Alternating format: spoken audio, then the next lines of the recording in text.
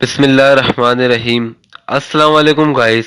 آج کا ہمارا ٹاپک ہے جنگ خیبر کا واقعہ۔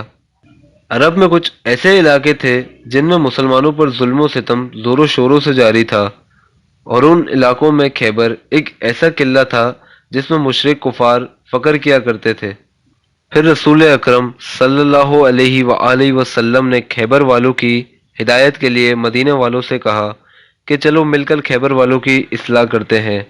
لیکن اس وقت لوگ یہ سمجھتے تھے کہ ہمیشہ رسول خدا علی کو ہی ہر جگہ بیچتے ہیں، کبھی ہمیں بھی موقع ملے تو ہم بھی اپنی بہادری دکھا سکیں۔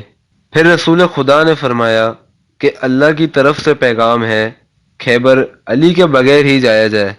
اور لوگ حیران ہونے لگے کہ خیبر کا اتنا بڑا قلعہ اور مرب جو ہزاروں کے لشکر سے لڑتا ہے، جس کے اتنی بہادری کے قصے ہیں، تو وہاں علی کے بغیر کیسے جایا جائے؟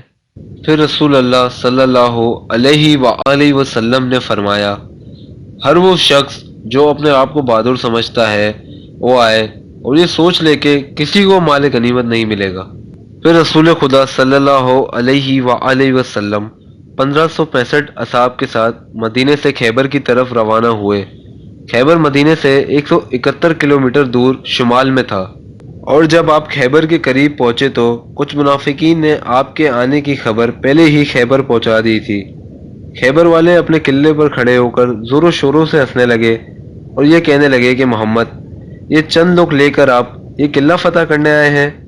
سب زور زور سے ہنس رہے تھے اور یہ کہنے لگے کہ آپ مرب کی تلوار سے نا واقف ہیں، آپ حارث کی تلوار سے نا واقف ہیں، سب واپس چلے جاؤ ورنہ مارے جاؤ گے۔ پھر اللہ کے رسول صلی اللہ علیہ وآلہ وسلم نے آنکھ اٹھائی اور فرمایا کہ اے اپنی جھوٹی طاقت پہ غرور کرنے والوں، سن لو، ہم خیبر کو 40 دن میں ہی فتح کر لیں گے۔ پھر سے وہ مشرک ہنسنے لگے اور مسلمان ڈرنے لگے کہ اتنا بڑا لشکر جس کے پاس ہر قسم کی تلواریں وغیرہ موجود ہیں اور ہمارے پاس بس چند چیزیں ہی ہیں، لیکن پھر بھی رسول کی زبان پر یقین رکھتے ہوئے خیبر سے تھوڑا دور خیمے لگا کر رہنے لگے۔ خیبر والوں نے کہا کہ دیر کس بات کی، چلو ان گنے چنے لوگوں کو ختم ہی کر دیتے ہیں۔ لیکن مرب نے کہا ٹھہرو، ان کا نبی کہتا ہے کہ 40 دن میں ہمیں فتح کر لے گا، تو دیکھتے ہیں 40 دن میں کیا ہوتا ہے۔ جب 40 دن بعد خیبر فتح نہیں ہوگا تو ہم کہیں گے کہ ان کا دین بھی جھوٹا ہے اور ان کا نبی بھی جھوٹا ہے۔ پھر روز مختلف اصحاب علم اٹھا کر جاتے اور جیسے ہی قلعے کے قریب پہنچتے تو خیبر کہتے کہ رکو، مرب آتا ہے، تو سب اصحاب واپس بھاگ جاتے تھے اور وہ مشرک مسلمانوں پر ہنستے رہتے تھے۔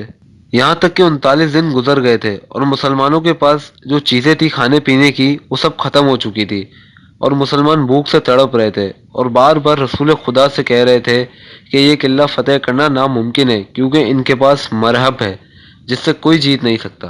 پھر رسول خدا نے فرمایا کہ کل 40واں دن ہے اور میں کل علم اس کو دوں گا جو قرار ہوگا، اس کے ہاتھوں میں اللہ کی طاقت ہوگی اور وہ یہ قلعہ فتح کر لے گا اور مرب کو 2 حصوں میں تقسیم کر دے گا۔ جب رات ہوئی تو رسول اللہ مصلی پر تھے اور اللہ سے ذکر کر رہے تھے، اللہ سے مدد مانگ رہے تھے کہ اتنی ہی دیر میں جبرائیل امین آئے اور فرمانے لگے کہ اے اللہ کے محبوب، اللہ کا حکم ہے، پکارو علی کو، تمام پریشانی دور ہو جائے گی علی کی مدد سے۔ پھر رسول خدا صبح فجر کی نماز کے بعد تمام اصحاب سے کہنے لگے کہ علی کہاں ہے؟ اصحاب نے کہا یا رسول اللہ، ان کی آنکھوں میں درد ہے اور وہ مدینے میں ہیں۔ پھر اللہ کے رسول نے فرمایا کہ مجھے اللہ کی طرف سے پیغام ملا ہے کہ بہت جلد علی ہمارے ساتھ موجود ہوں گے۔ بس علی کا نام سننا تھا کہ علی علیہ السلام رسول کی خدمت میں حاضر ہو گئے اور فرمانے لگے کہ اے میرے مولا، کیا حکم ہے؟ پھر رسول خدا نے مولا علی علیہ السلام سے فرمایا، اے علی، یہ علم لو اور جاؤ خیبر کا قلعہ فتح کر آؤ۔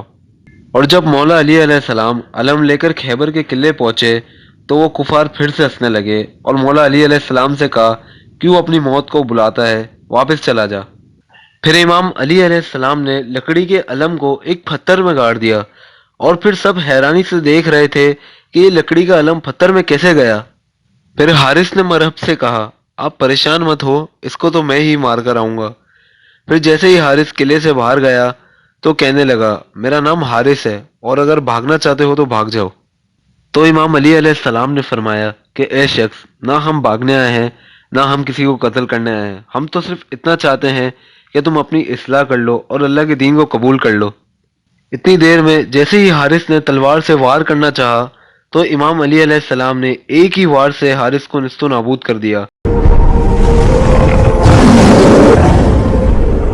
اور مسلمانوں کی طرف سے اللہ اکبر کی صدائیں آنا شروع ہو گئی اور دشمن اپنے سر پیٹنے لگے۔ یہ سب مرحب اپنی آنکھوں سے دیکھ رہا تھا تو اسے بہت غصہ آنے لگا اور یہ کہنے لگا کہ میری تلوار لاؤ، ان سب کی موت میرے ہاتھوں ہی لکھی ہے۔ مرحب میدان میں آیا اور کہنے لگا میری ماں نے میرا نام مرحب رکھا ہے، کبھی نہ مرنے والا۔ تو امام علی علیہ السلام نے فرمایا کہ میری ماں نے میرا نام حیدر رکھا ہے، وہ شیر جو سانپ کو چیر دے۔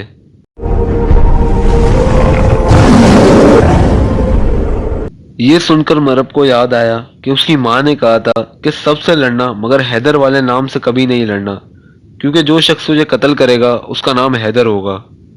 لیکن مرب آگے بڑھا اور وار کرنا شروع کر دیے۔ مرب کے 3 وار ضائع گئے اور پھر امام نے ایک ہی وار میں مرب کو 2 حصوں میں تقسیم کر دیا۔ پھر یہ منظر دیکھ کر مسلمانوں نے اللہ اکبر کی صدائیں پھر سے شروع کر دی اور مشرک نے جیسے ہی قلعے کا دروازہ بند کرنا چاہا، وہ دروازہ جو 40 اونٹ اور 40 ہاتھی مل کر بند کیا کرتے تھے، وہ دروازہ امام علی علیہ السلام نے جڑ سے اکھاڑ دیا اور اس کا ایک حصہ فضا میں پھینک دیا اور ایک حصہ اپنے ہاتھ میں پکڑ کر رکھا اور تمام مسلمانوں سے کہا کہ جاؤ اندر جاؤ۔